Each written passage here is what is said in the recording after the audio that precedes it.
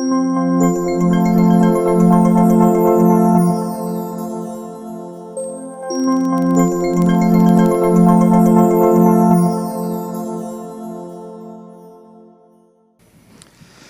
tal? Saludos, bienvenidos a un nuevo programa de Diálogos Universidad de Huelva, que en esta ocasión sirve como acto de presentación del libro Miss Whitney, Diario en España 1928-1929, que es el diario que escribió la propia Miss Whitney, una figura de gran relevancia para la provincia de Huelva y que ahora ve la luz gracias a esta publicación de la Universidad de Huelva.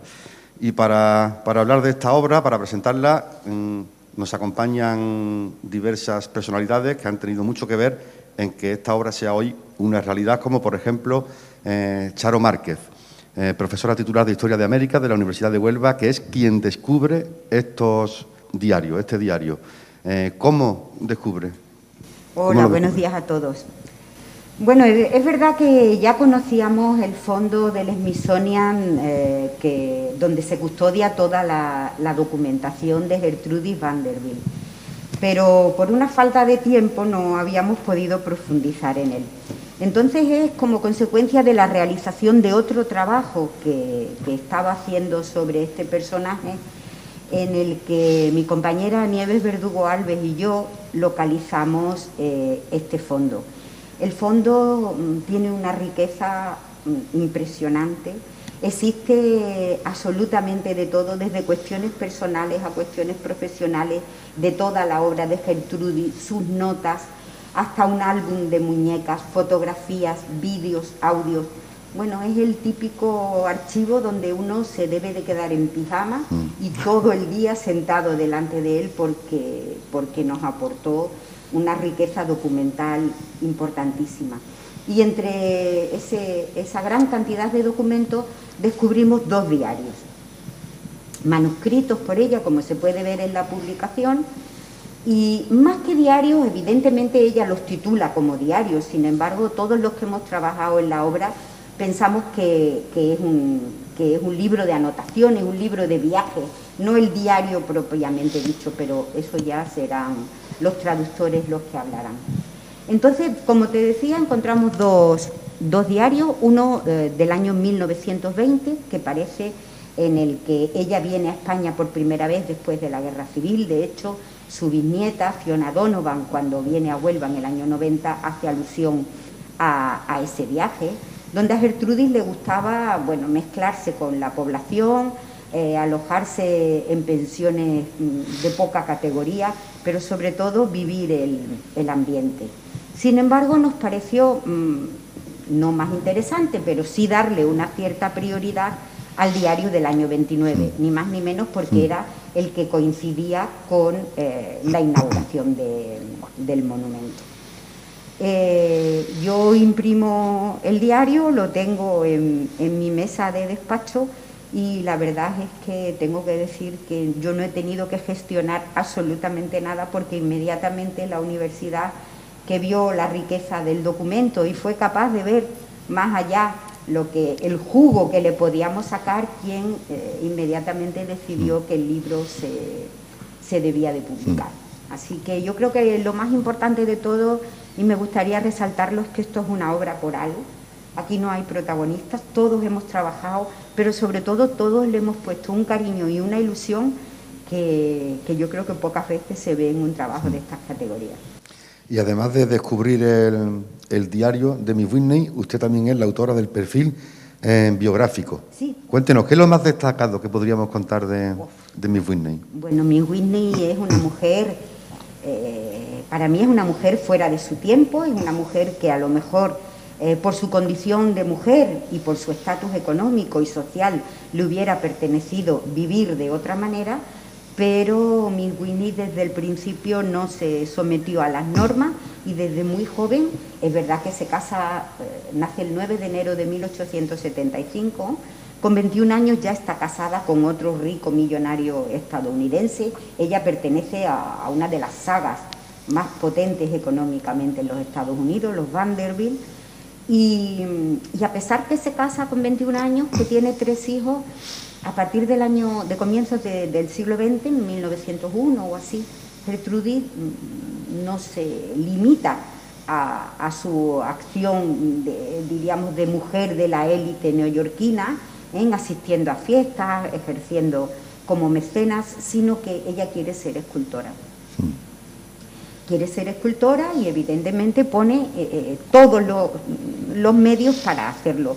Estudia con escultores importantes en la escuela de la Liga de Nueva York y comienza a trabajar muy pronto. Por lo tanto, independientemente de su trayectoria, yo creo que tenemos que resaltar que Gertrudis, como decía, se sale de su época.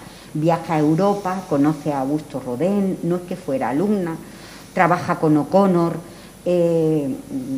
Bueno, hay una faceta que, por ejemplo, independientemente de la del monumento a la que me referiré ahora, hay una faceta que a mí me apasiona de ella. Gertrudis es una gran mecenas del arte norteamericano, de tal manera que mientras en otros museos solo se exponían cuadros o esculturas de artistas consagrados, Gertrudis hacía todo lo contrario. Gente que a nadie la conocía, que no tenían una obra, que no tenían una trayectoria. Gertrudis comienza a adquirir todo ese tipo de obras con la ayuda de su asistente personal, de Juliana Force, que ejerce un papel importantísimo en la obra de Gertrudis. Y está la colección de cuadros que reúne de estos pintores que son pintores noveles, que hay un momento en que llega a la cantidad de 500. Como no sabe qué hacer con tanto cuadro, pues decide donárselo al MoMA de Nueva York. Y ni corto ni perezoso, el director del museo dice que no quiere los cuadros, y es cuando ella, en el año 1931, decide montar su propio museo, el que hoy día conocemos como el Whitney Museo de Arte Contemporáneo de Nueva York. Yo creo que resaltar también, independientemente de su trayectoria, bueno, resaltar la vinculación de Gertrudis con Huelva.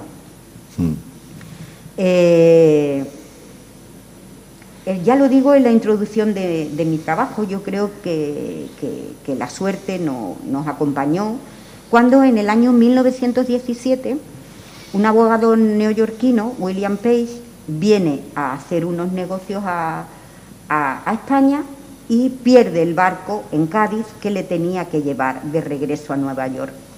Y cuando está en Cádiz, el barco no salía hasta 15 días después, decide que va a hacer allí 15 días.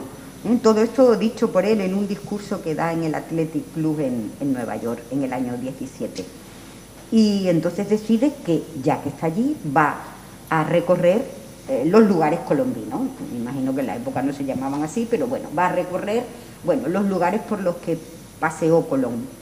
Comienza a hacer las pesquisas y evidentemente llega al monasterio de la Rábida, llega al paraje que hoy conocemos como paraje de la Rábida, donde ve la columna del cuarto centenario que se estaba destruyendo. Es más, había un letrero que ponía peligro de entrar por destrucción, y él se queda absolutamente impresionado. Él no es capaz de concebir que en un sitio como ese no se levante un monumento a Colón, a la persona que desde luego cambió la concepción del mundo y cambió la concepción de la tierra, independientemente de que no debemos de entrar en otras cuestiones.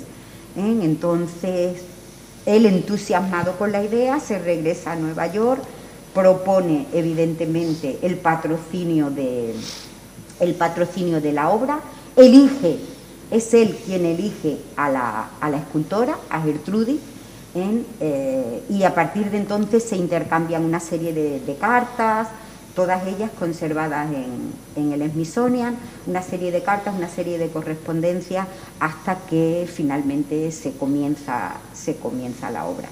Así que bueno, que es una decisión deliberada. Gertrudis viene, y en eso me encuentro trabajando ahora, Gertrudis viene previamente en el año 27, yo creo que eso era un viaje que aún no está constatado, Viene primero para ver un poco la ubicación del terreno, que eso también fue una polémica importante, ya que Palos quería que el monumento se colocara en Palos y Huelva quería que se colocara en Huelva. En ese momento había dos asociaciones de historia, la Sociedad Colombina Onubense y el Club Palófilo, y ahí hay una serie de discusiones y bueno, Gertrudis, cuando ve la ubicación de la Punta del Cebo, está convencida que no puede ser otra, y yo creo que acertó de pleno.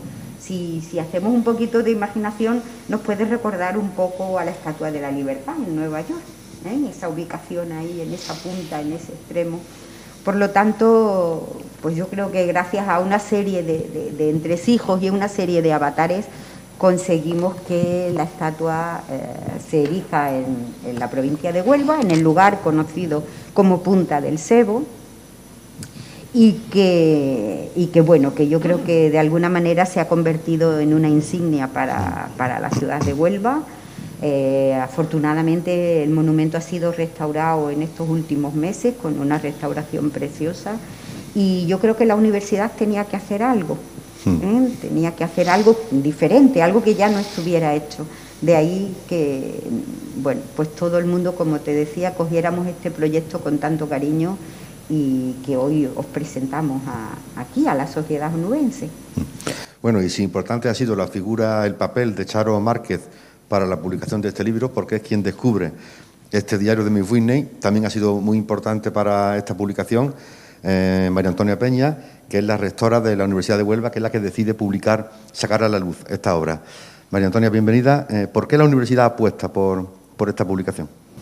Bueno, nos parecía que la publicación reunía unas condiciones que la hacían muy, muy particular, muy singular, y que no se podía quedar como en el olvido, ¿no? Por una parte, Charo lo ha comentado, la singularidad del propio documento. Los historiadores estamos acostumbrados a ir a los archivos y ver muchos documentos seriados, muy repetitivos, y esto, sin embargo, es un documento singular, que puede que no contenga una gran cantidad de datos ni cosas que nos vayan a resolver grandes dudas historiográficas, pero sin embargo pienso que tiene una virtud enorme para lo que es el trabajo del historiador, que es acercarnos a la persona, incluso a la intimidad de la persona, porque es un diario personal, un libro de viaje en el que se hacen anotaciones para un uso privado, ahora se ha convertido en algo público, pero nos acerca tanto a la persona, a sus costumbres, a sus gustos, a sus preocupaciones, que tiene una singularidad muy, muy grande. Luego también le veíamos otro elemento añadido, y es el poner en valor a una persona, como también Charo ha comentado, a una mujer adelantada a su tiempo. Una señora rica, que como muchas señoras ricas, pues se había podido dedicar a una vida familiar, social, sin mayores implicaciones. Sin embargo, fue una mujer comprometida con la cultura, con el arte, adelantada a su tiempo, consciente de que había toda una cohorte de jóvenes artistas que estaban intentando hacer algo nuevo en el mundo del arte y que no tenían ninguna protección, y ella se convierte en una especie de protectora y de patrocinadora de toda esa obra. Es una mujer en ese sentido con una personalidad muy interesante para comprender también ese cambio que se estaba experimentando entre las mujeres, incluso entre estas mujeres de la élite, planteando el mundo ya en otros términos, ¿no? Con un cuestionamiento de los roles que sobre todo en una sociedad burguesa se habían venido manteniendo desde el siglo XIX.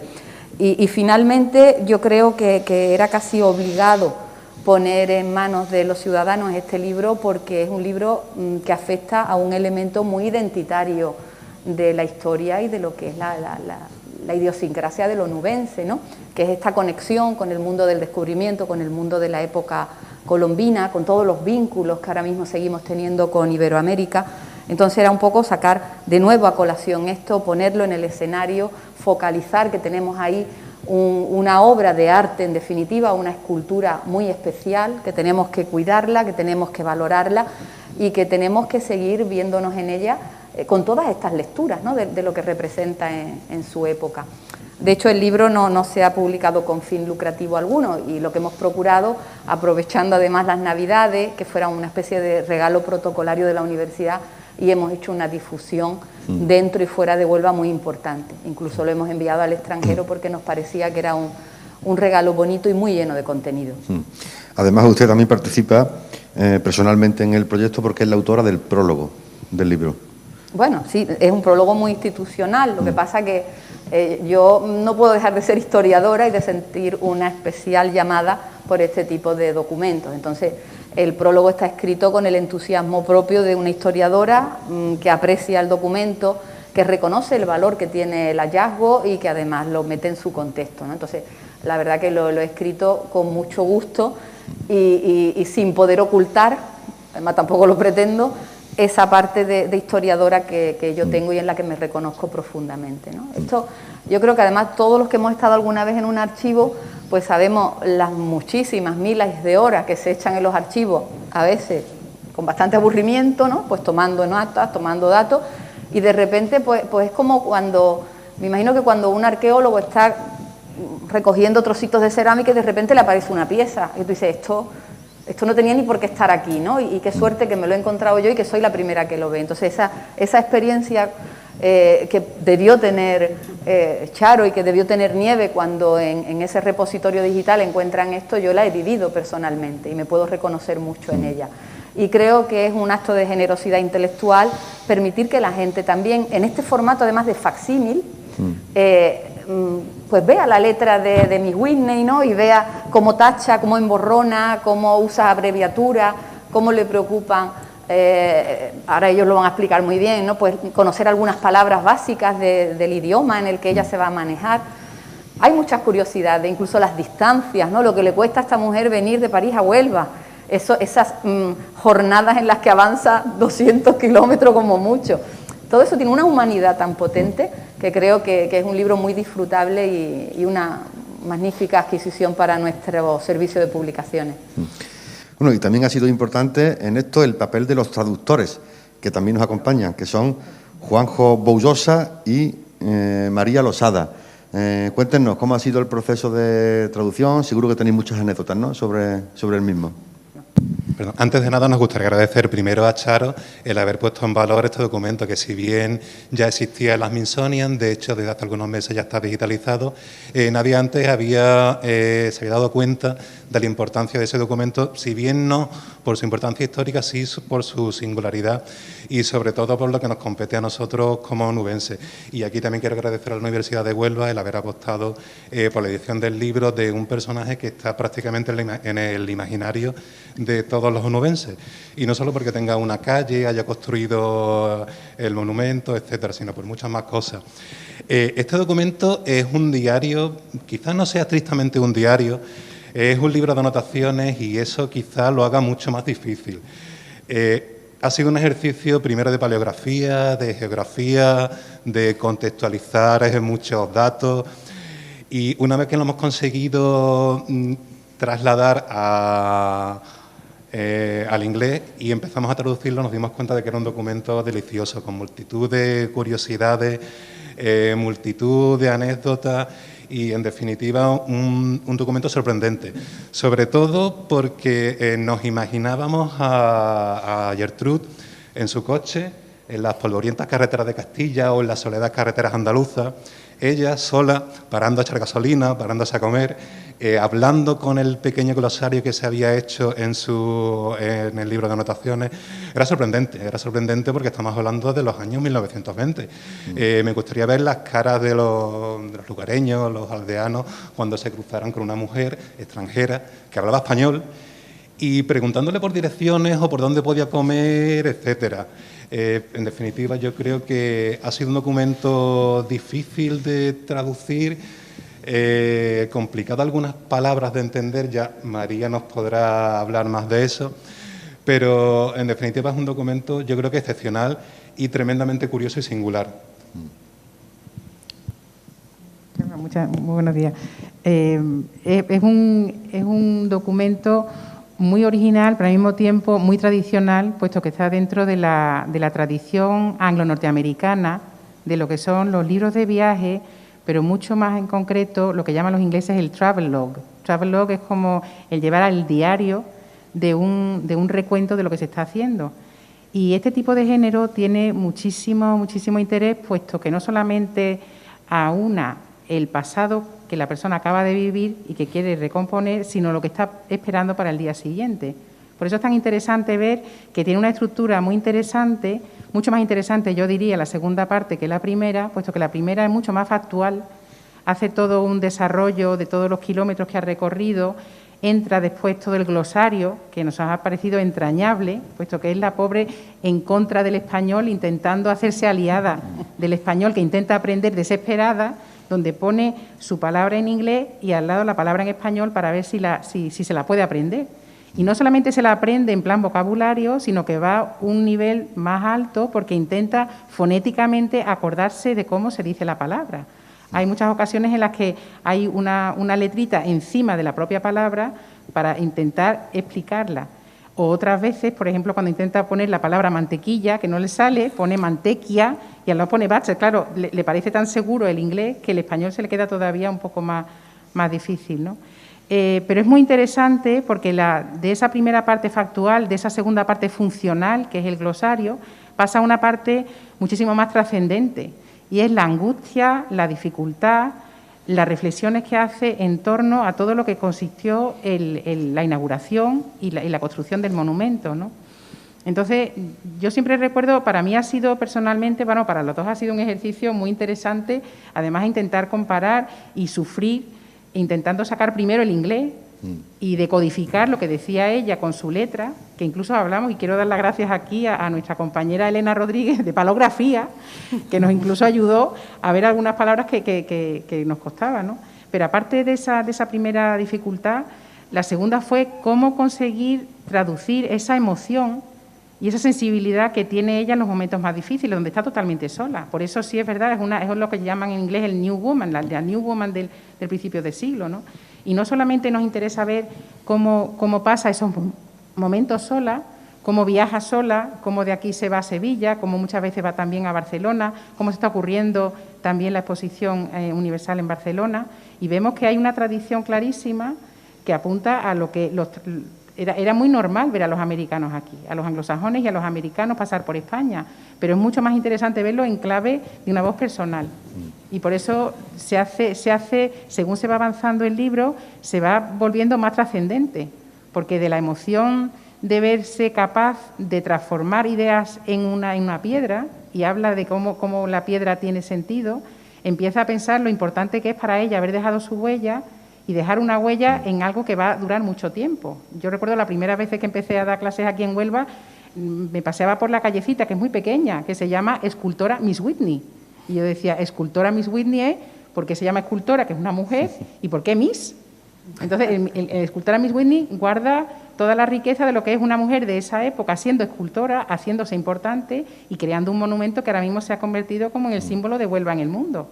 Que muchas veces está la discusión de si tiene que ser la figura de la fe descubridora, pero es que ella lo llama Colón, y ella habla de la cabeza de Colón, por lo tanto es el monumento de Colón, y ella quería poner a Colón, ¿no? Y la fotografía que ha elegido, que para eso también aprovecho y doy la enhorabuena al Servicio de Publicaciones, la maravilla de la edición es haber recompuesto tan bonito, no solamente la letra, sino la foto. Y la foto me parece extraordinaria, donde aparece ella al lado de la cabeza de Colón, ¿no? Pero aprende uno mucho de la tradición inglesa, de la tradición anglosajona después pasada a América, de los que vienen a América y cuentan a España, porque también en su día Antonio Garnica estuvo hablando del viaje de palos que hizo Washington Irving y contaba la diferencia entre lo que era el diario y lo que después publicaba para que se leyera, y había una gran diferencia entre la voz personal y la voz que tenía que leerse. Whitney no quiere que la lea nadie. Whitney no sabía que íbamos a estar hoy aquí en el siglo XXI hablando de su obra. Por eso la frescura de la voz, que también comentaba Antonia, la frescura de la voz la tenemos ahí, ¿no? Y esa angustia que pasa para ver si se termina el trabajo, para ver si hay piedra suficiente, para ver si van a trabajar los trabajadores, o lo difícil que es intentar poner a todo el mundo a la vez. Y yo diría, la alegría que siente al final de haber puesto sus ideas en un monumento tan grande, creo que es fundamental. Para mí ha sido, yo creo que para los dos ha sido una emoción, realmente sacar las emociones y las sensibilidades de la propia autora. Juanjo, ¿y para usted, si tuviese que quedarse con alguna anécdota de estas más destacadas? Pues fue curioso ver que Gertrude se alojó en el Hotel Alfonso XIII justo cuando se inauguró en Sevilla. Es un hotel muy reconocido y ella fue una de las primeras huéspedes. En el tema de los hoteles me estuve fijando y llegamos a reconocer algunos hoteles que todavía existen los que ella se alojó y podemos alojarnos todavía en la habitación en la que se alojó Miss Whitney. Y quizá, no sé si alguna otra anécdota. Hay una que nos pasó, el carácter cosmopolita de la autora hace que muchas veces utilice palabras francesas. Y entonces al principio, creo que es en la primera página, se para en algunos momentos y pone gasolina, pero ella cambia y pone essence, que es el nombre francés, pero nosotros estábamos pensando en inglés porque estábamos leyendo en inglés, y entonces decíamos essence, que es esencia, y decíamos, me paro para la esencia, me paro. Y hasta que no estuvimos dándole muchas vueltas, nos dimos cuenta, por eso se han mantenido todas las citas que se ha hecho, todas las palabras francesas se han mantenido en el original, porque queremos capturar también la mezcla del inglés y del francés que se ha mantenido en todo el libro. Bueno, y también nos acompaña en este acto María Luisa Candau, que es la investigadora principal del proyecto de investigación que ha patrocinado esta publicación. Háblenos de este proyecto. Bueno, yo realmente lo único que he hecho, mi mérito es dejarme llevar y obedecer. Pero en el sentido de que cuando vi el entusiasmo que ponía Charo en lo que habían visto en el diario de Miss Whitney, cuando vi también la traducción, que me parece tan difícil, porque pensamos en traducción cuando vemos letra impresa, pero si ya nos cuesta ver los exámenes de los alumnos, imagino que eso pues les costó mucho trabajo. Y yo lo único que he hecho es aprovechar la información de una y otra y ver unas palabras que yo me gustaría leerles de Miss Whitney, porque son las que a mí me llevaron a pensar en financiar en este proyecto. Cuando nos dice, solo ahora me doy cuenta que vivía a golpe de emociones. Pienso que soy una persona privilegiada, que bendecida por los dioses puedo dar vida a los sentimientos que me conmueven. Bueno, el proyecto en el que nosotros participamos es sobre las mujeres y sobre las emociones. Mujeres y emociones desde el punto de vista de la historia y de la literatura. Y además con aportes de la filología inglesa, es decir, que es que no iba a encontrar nada mejor para entusiasmarme, para financiarlo, ¿no? Y sobre todo porque ella habla de las emociones. Ella es una mujer sentimental, con su poquito de vanidad y de soberbia, que es fundamental para ser también una inventora, escultora, mecenas y para pasarse por alto todos los impedimentos que le pusieran.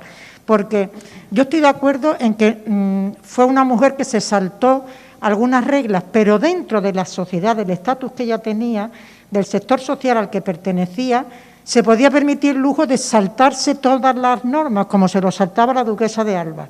Y todo el mundo lo veía normal.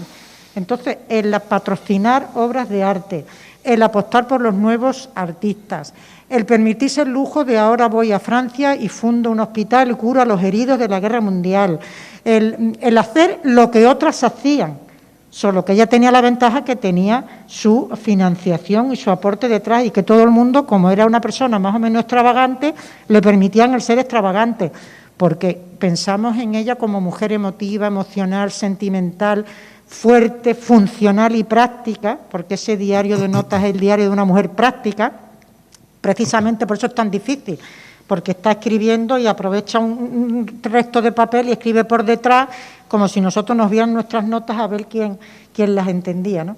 Entonces, para mí, el tener a mano ese diario que han traducido ellos, el tener a mano esa biografía, nada más que tenía que comentar después como autora en el epílogo, comentar lo que me iba encontrando. Pero sobre todo a mí hay 3 cosas de Miss Whitney que me gustaron. Una, el ser una mujer emotiva, sentimental, fuerte y que se saltaba lo que tuviera que saltarse porque se lo podía permitir. Otra, el hacer ese viaje en coche, como nos decían, ella sola, que vamos, hay que tener también valor para venir sola desde París. Yo estuve viendo hasta las rutas de las carreteras que se conservan las mismas y tú dices, bueno, que es que se venía sola por esas carreteras, que se le estropeaba el coche, que ahora, bueno, tenía su mérito. Y después también, cuando ella se encuentra con los lugareños, es gracioso porque ves el choque de los caracteres, ¿no? Entonces te la imaginas esperando que le sirvan el pollo frito, que ella dice, le gusta mucho la mantequilla, pero el pollo frito aquí no se lo darían con mantequilla. Y cómo está esperando que le sirvan y se impacienta, y entonces escribía como se decía, tengo prisa. Y se la imagina una al que le está sirviendo, que va tranquilo, aquí, que somos tranquilos, y ella diciendo tengo prisa. Y se le imagina también la bulla que vería diciendo ella, Huelva es el lugar más ruidoso del mundo. No fue a muchos sitios, pero Huelva fue el lugar más ruidoso del mundo. Y se revela también ese choque de caracteres en sus silencios, porque lo comentaba con María, cuando ella va a Sevilla y va a ver las procesiones, ¿quién no pone en un diario de notas, he visto las procesiones, me han gustado, no me han gustado, qué barbaridad, eso, todos los americanos piensan que los nazarenos son del Ku Klux Klan, algo? Ella no pone nada, ella pone, estuve en el ayuntamiento viendo las procesiones. Y tú dices, para una episcopaliana que no le gustarían mucho las imágenes, algo le debería motivar, no sé si su autocensura o que ella estaría pensando entonces en su escultura, ¿no? Y por último, algo que también me gustó es cómo ella, que tiene miedo a la vejez y que tiene miedo al deterioro, está, como diríamos hoy, empoderada, con 53, 54 años, y dice, bueno, doy gracias porque no tengo ningún deterioro interior, se ve que exterior la mujer lo tendría, claro, dice, y que sobre todo tengo la fuerza que me va a servir mientras esté viva. Y el mientras está subrayado en el original. Y en el epílogo a mí me sirvió porque digo, es que tiene la fuerza hasta el final y es una especie como de grito de guerra, ¿no? Seremos, envejeceremos, nuestro cuerpo nos dejará las huellas, pero mientras, subrayado, esté viva, seguiremos siendo fuertes y seguiremos siendo importantes para su labor, ¿no? Entonces, eso es lo que yo me he fijado, son esas cosas, ya Colón y la estatua y eso, pues se la ha dejado a ellos, y digo como María, el servicio de publicaciones, Dimas, qué bonito, la edición, esa portada, uno no tiene la sensación de las dimensiones hasta que no la vea ella al lado de la cabeza, ¿no? Y bueno, para mí ha sido un placer pagar, y obedecer, es decir, que las dos cosas que se supone que son peores. Pues yo he disfrutado. Pagar y participar en el epílogo, que usted es la autora del epílogo de esta obra. Sí, pero ya digo que el epílogo ha sido muy fácil, nada más que era leer el diario de notas, cogerme mapas de la época de la ruta de carretera y imaginarla hablando con los lugareños, peleándose con los obreros, pero sobre todo ella tiene el punto de reivindicadora social contra los banqueros buitres, que les gustaba tener el dinero en el banco, pero no les gustaba pagar los salarios. Entonces tiene ahí sus pullitas, para los de contemporánea, tiene sus pullitas que nos habla de una mujer multifacética, ¿no? Entonces el epílogo es pues un epílogo, acabando ahí con el mientras esté viva, que es lo que a mí me ha gustado. Bueno, y tampoco podía faltar en este acto Joaquina Castillo, que es la vicerrectora de Publicaciones de la Universidad de Huelva.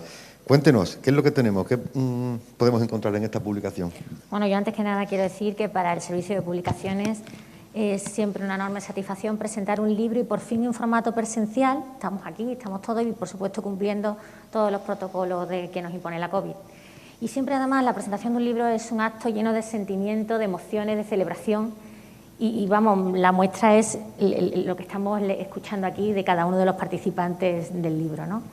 Este libro además pertenece a la colección Aldina del Servicio de Publicaciones, que como ha dicho nuestra rectora, es una colección que integra los libros que denominamos de protocolo. Esto quiere decir que lleva un proceso de publicación y de edición distinto, diferente a los que tiene un carácter académico y científico, pero no por ello el interés de estos libros es menor. Y la prueba la tenemos en el libro que tenemos hoy, que es un interés enorme a todos los niveles, ¿no? Bueno, porque sabemos que desde que el 21 de abril, creo, de 1929, se inauguró el Monumento a Colón, conocido aquí en Huelva como Monumento a la Fe Descubridora, el vínculo de todos los ciudadanos de Huelva y de Huelva respecto a este monumento, bueno, no ha hecho sino crecer, ¿no? Yo creo que además tenemos, como yo siempre pongo como exponente de crecimiento, bueno, pues la inauguración de ese paseo marítimo que nos ha integrado, nos ha hecho que esta figura de Colón sea un ciudadano más de nosotros y que vamos a ver a Colón, ya vamos dando un paseo y con lo que esa vinculación y ese cariño no ha hecho sino crecer. Yo creo que ese cariño ha sido el mismo con el que ha abordado el Servicio de Publicaciones con nuestro director técnico, Dimas Aldino, al frente a la hora de plantearnos la publicación de este libro, que se ve y se percibe desde su presentación, que lo hemos visto aquí todo, hasta el interior del libro.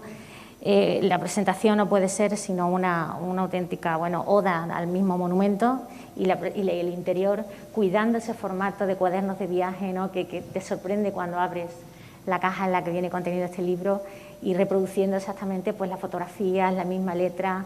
Bueno, yo creo que ha sido un monumento a lo que es la investigación, a la figura de Colón y por supuesto a Miss Whitney. Y desde luego lo consideramos un regalo de la Universidad de Huelva a toda la sociedad. Y lo que sí queremos decir para toda aquella persona que esté interesada, que se puede descargar gratuitamente a través de nuestra página web. Por tanto, solo podemos decir que os invitamos a todo el mundo a que disfrutéis de esta maravilla, desde luego. Pues ya lo saben, es un libro que está accesible de la mejor manera posible a todos los ciudadanos que estén interesados en conocer este diario. Joaquina, y como hemos visto aquí en este acto, se puede decir que esta publicación ha tenido un importante trabajo en equipo, ¿no?, en la Universidad de Huelva.